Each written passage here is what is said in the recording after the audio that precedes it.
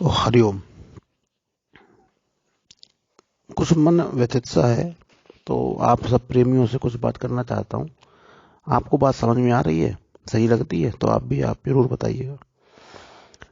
श्री धाम वृंदावन में परम रसिक, दास भाव, सखी भाव, माधुरी भाव, परम गूढ़, सहचरी भाव इत्यादि विभिन्न भाव और विभिन्न स्तरों के संत हुए। यह सब परब्रह्म योगेश्वर भगवान श्री कृष्ण के गोपाल और बाल स्वरूप की सेवा पूजा करते हैं। इन सब सेवा पूजाओं में कोई महानता नहीं है। यह सब संत बेकार थे, कुछ काम नहीं कर पाए। यह प्रश्न तो करना गलत हो जाएगा, यह कहना तो सरासर गलत होगा।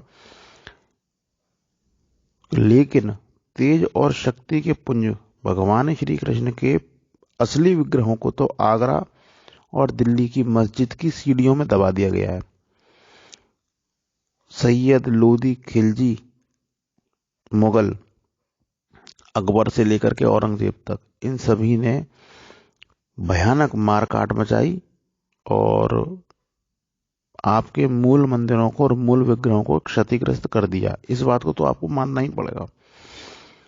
तो बात ये निकल करके आती है कि कोई भक्त सेवा करते हैं, कोई कीर्तन करते हैं, कोई नाम लेते हैं, 8-9 प्रकार की भक्ति करते हैं, 5 प्रकार के भाव लेके चलते हैं।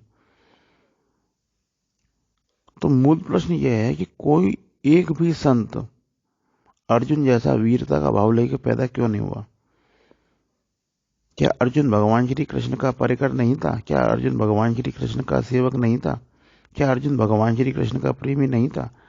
अर्जुन तो भगवान श्री कृष्ण का इतना प्रेमी था कि भगवान श्री कृष्ण ने अर्जुन से अपनी बहन का ही शादी करा दी और उसे कहा तू उसको लेके भाग जा, मैं देख लूंगा, पीछे मैं देखता हूं, तू उसको लेके भाग।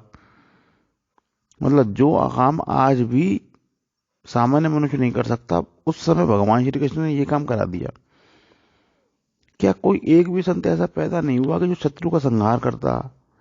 क्या अर्जुन को आप परम सखा की श्रेणी में नहीं मानते? आप अर्जुन को थोड़ी देर के लिए भूल करके भगवान श्री कृष्ण के दूसरे परिकर वीरवर भीष्म, इनको देखिए, क्या वे परम भागवत नहीं थे? चलिए इनको भी आप थोड़ी देर के लिए छोड़ दीजिए। भगवान कृष्ण के बड़े भाई बलराम, क्या वे परमवीर नहीं थे? वह भी तो परमवीर हुए। क्या बलशाली भीम, क्या इनको आप कृष्ण का प्रेमी नहीं मानते? मेरा प्रश्न यहाँ पर यह उठता है कि क्या कोई एक भी संत इन जैसे भगवान श्री कृष्ण के परिकरों वाली वीरता का भाव लेकर पैदा नहीं हुआ? वह क्यों पैदा नहीं हुआ? भगवान कृष्ण की वीरता का भाव, भगवान कृष्ण के परिकर होने के बाद भी वीरता का भाव, भगवान कृष्ण वाली वीरता कि अर्जुन तू युद्ध कर, तू युद्ध कर, तू युद्ध कर। गीता के तुरंत बाद युद्ध जो होता है, युद्ध तो अपने आप में वीरता का एक लक्षण है। वीर होगा तो युद्ध करेगा, नहीं होगा तो भागा भागा घूमेगा, भाग जाएगा छोड़ छाड़ के सब कुछ। तो ऐसी वीरता का भाव लेकर ये कोई भी संत पैदा क्यों नहीं हुए? सारे के सारे संत जो थे, ये रोने और पिटने और कोई उन पर कोड़े मार रहा है, वो कीर्तन कर रहे हैं, इस जैसे मूर्खतापूर्ण काम क्यों करते रहे?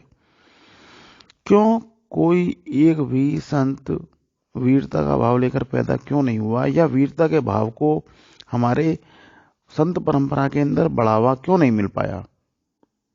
क्या यह एक हरामखोरी नहीं है? क्या एक मक्कारी नहीं है?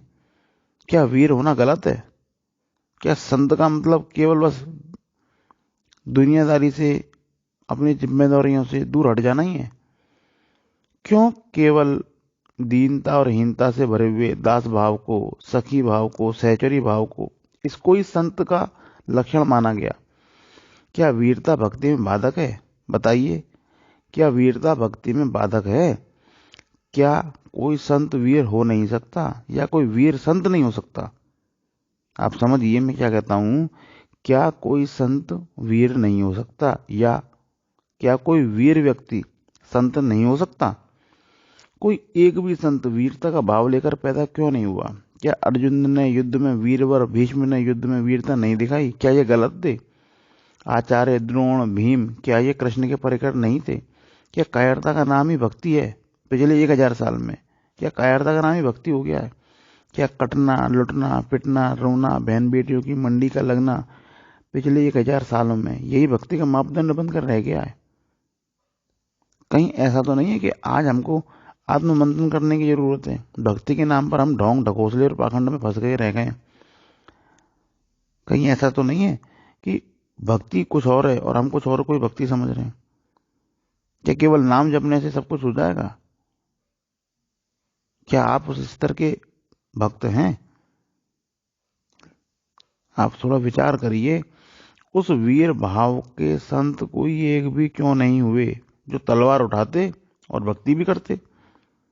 इसका उत्तर कोई एक भी संत, प्रेमी, ज्ञानी, सज्जन जरूर दें। यदि संभव हो तो इसका उत्तर आप लोग जरूर दें। आगे हरी इच्छा, हरिओम।